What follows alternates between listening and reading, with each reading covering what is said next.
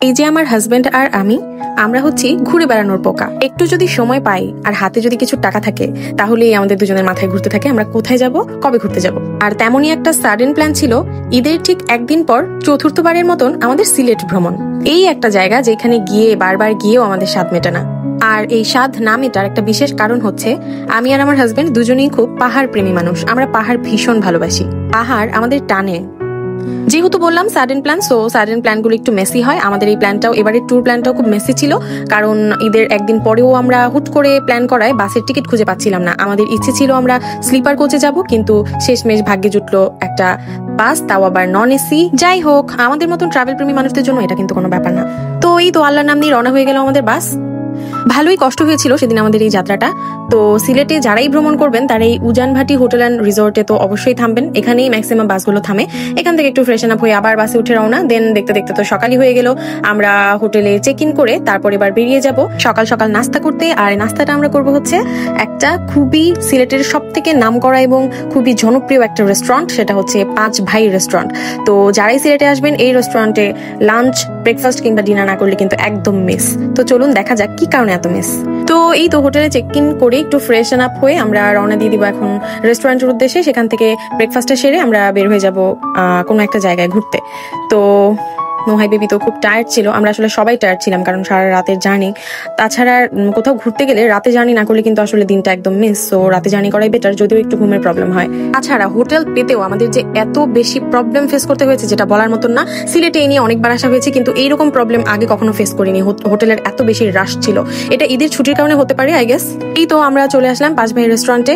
আর রেস্টুরেন্টটা কেন এত জনপ্রিয় আমি বলি, সেটা হচ্ছে রেস্টুরেন্টের খাবারগুলো প্রথমত হচ্ছে খুবই সুস্বাদু। যে কোনো আইটেম আপনি ট্রাই করেন না কেন সেটা খুবই সুস্বাদু। এবং আরেকটা রিজন হচ্ছে রেস্টুরেন্টের যে খাবারের প্রাইসগুলো সেটা খুবই রিজনেবল।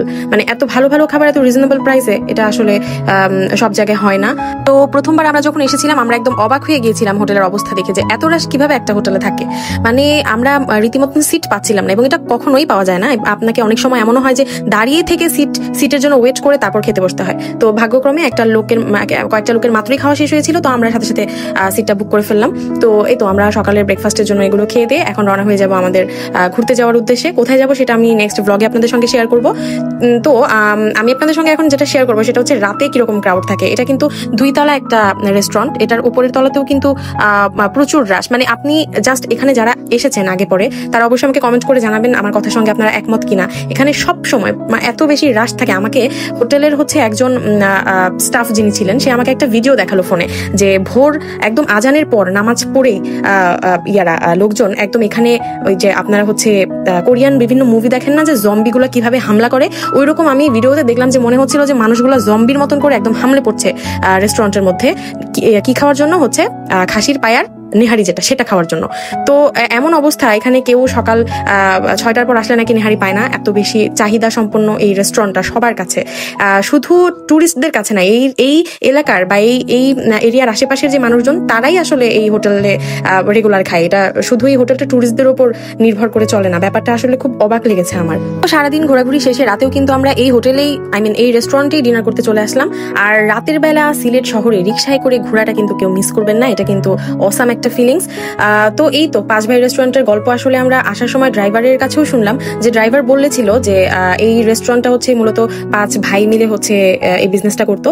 তো এই রেস্টুরেন্টে প্রত্যেক দিন 15 থেকে 20 লাখ টাকা নাকি সেল হয়। তো ব্যাপারগুলো শুনে, কাহিনীগুলো বা গল্পগুলো শুনে আমার জাস্ট মাথা ঘুরাই যাচ্ছিল যে আল্লাহ কতটা বরকত দিয়েছে ওনাদের বিজনেসে, এবং কত ভালোভাবে ওনারা বিজনেসটা রান করে যাচ্ছে এতগুলো বছর ধরে। আর সিলেটে যারাই ঘুরতে আসে এমন কেউ আমার মনে হয় নেই যে যারা এই পাঁচ ভাই রেস্টুরেন্টে খায়নি, এবং খাওয়া উচিত আসলে। কারণ আপনি কেন খাবেন না? আপনি এত ভালো মানের খাবার এত কম দামে পাচ্ছেন, এটা তো আসলে খুব ভালো ব্যাপার। তো এই ছিল আমার পাঁচ ভাই রেস্টুরেন্টের গল্প। আজকের মতন এখানে বিদায় নিচ্ছি। সবাই অনেক ভালো থাকবেন, দেখা হচ্ছে next blog. Follow mom and Nuhas blog.